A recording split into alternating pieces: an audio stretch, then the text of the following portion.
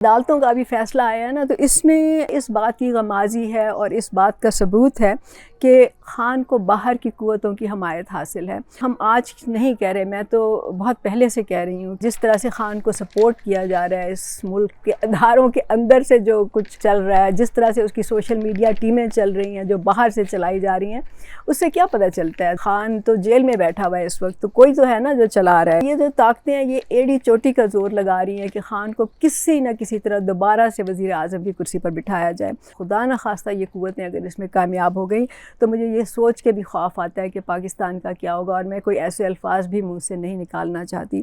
ख़ान की मुल्क दुश्मनी, उसके यू टर्न्स, उसके झूठ अब तक लोगों के सामने रोज़े रोशन की तरह अया हो जाने चाहिए। और दरअसल जिन लोगों को अभी तक समझ नहीं है इस बात की, मुझे उनकी किस्मत पे, उनकी अक़ल पे भी तरस आता है और अफसोस भी होता है, ज़ाहिर है।